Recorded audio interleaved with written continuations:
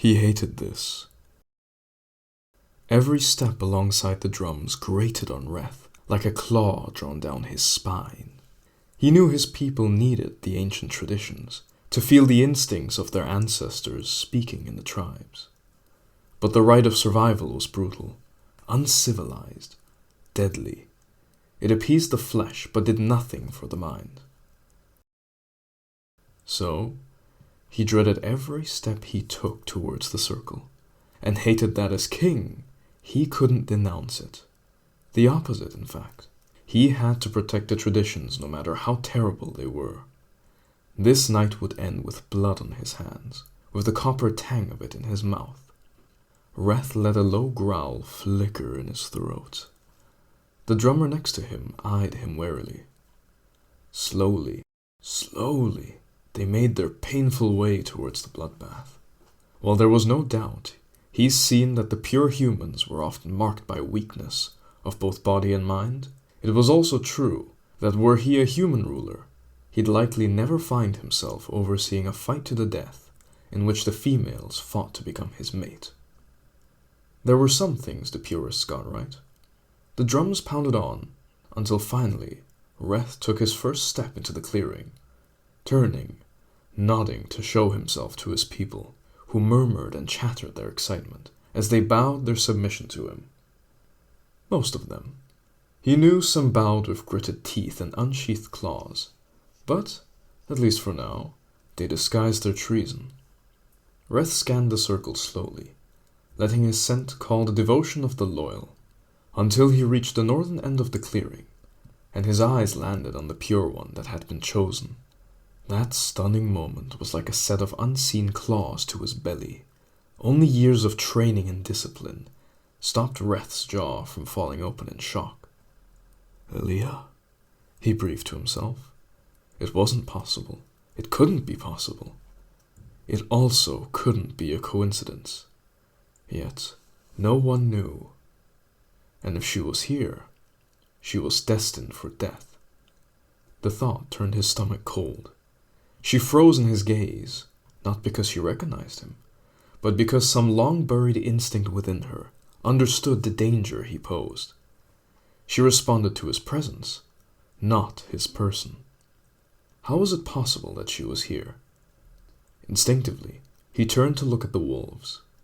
He was certain that this was their doing, but he couldn't let himself show her any special attention, or let them know they'd succeeded in unsettling him. So, after he'd met eyes of every single alpha in the packs, he moved on to the other tribes, but his mind turned back to her with every passing breath. "Welcome, Anima!" he called across the night to the answering chorus of barks, coughs, calls, and applause. "You come tonight, in memory of your ancestors. The sacrifices you offer will ensure the strongest blood continues to flow in the veins of Anima's rulers. These offerings will be honored for generations. The clan leader and his father's father, thank you." He paused for effect, and to receive their applause, but he was forced to suck in a deep breath to brace himself. "Tonight, the future of Anima will step forward. Tonight, the tribes receive their queen." The response would have sounded chaotic to human ears, but Reth could pick out the chitter of warning from the bird-like avelines, the nicker of submission from the horse-blooded queens, and the snarls of the wolfish lupines. Even the toad amphines raised their croaks, along with the other tribes. All of Anima was represented tonight, and despite their different hopes for this night, all anticipated the next step. Even Reth. He didn't know how the wolves had found Elia, but he knew the lupine battle strategy was second to none. He could do nothing to save her, without weakening the position of the entire kingdom. The thought tore a snarl from his throat that echoed across the chatter and silenced the crowd.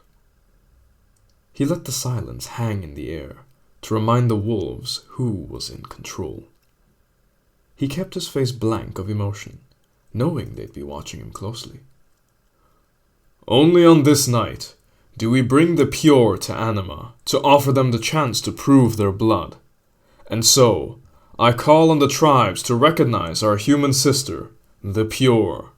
He swept a hand towards Elia, and the tribes answered with their hisses, croaks, barks, and bleats, each calling to her ancient human blood in their own tongue.